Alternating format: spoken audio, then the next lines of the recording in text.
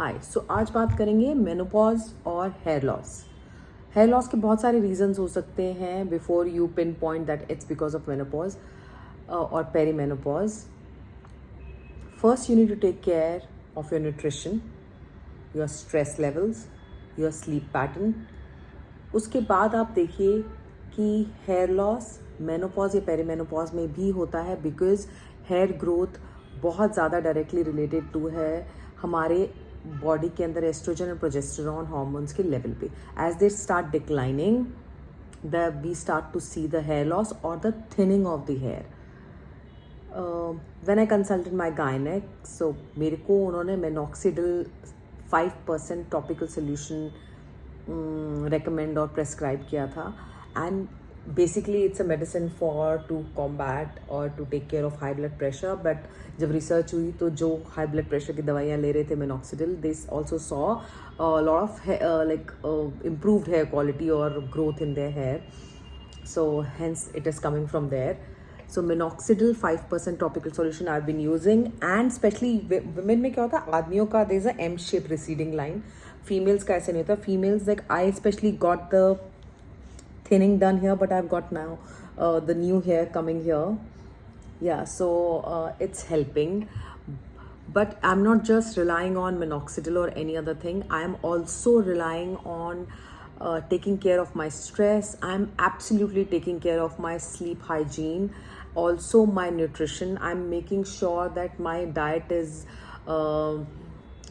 a wholesome diet. I'm including protein, and apart from that I'm having omega-3 fatty acids. I'm a vegetarian, so मैं उसके supplement भी ले रही हूँ, लेकिन मैं कोशिश करती हूँ कि मैं flax seeds incorporate करूँ. So I've roasted flax seeds and I'm eating flax seeds on empty stomach. I'm having chia seeds, soaked chia seeds.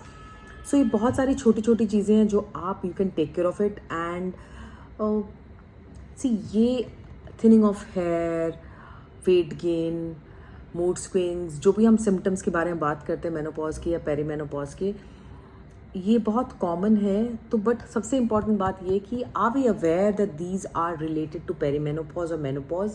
पहले रजिस्टर करिए, देखिए कि ये साइंस एंड सिम्टम्स क्या हैं, and you have to sit down because it's not a curse.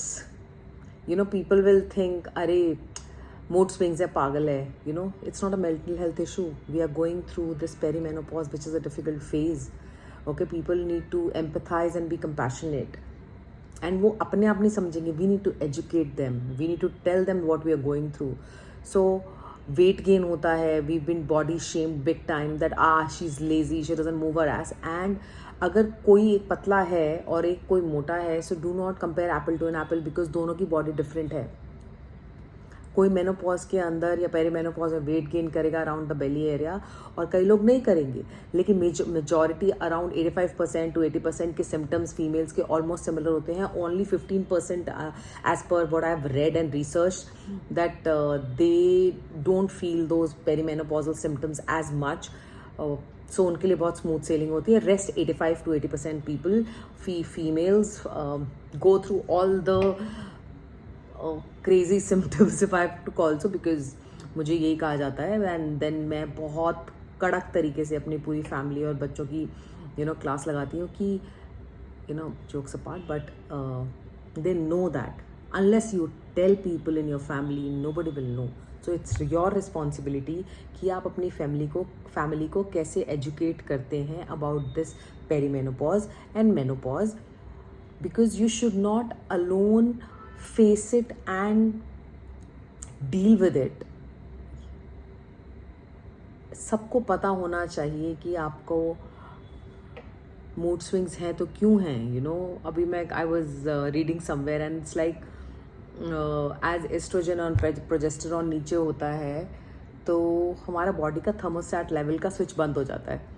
Okay, so we start feeling like hot flashes. क्या है कि हमें पूरा ठीक लग रहा है लेकिन my one leg is out of my blanket and I am just it's like my thermometer which is sensing the temperature outside that how it's going to be. So be more aware of what's happening in your body.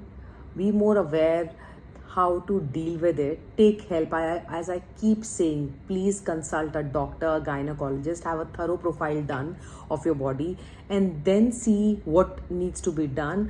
और आप अपने level पे, personal level पे, you can take care of your stress, your sleep, your nutrition, and happiness, I always say.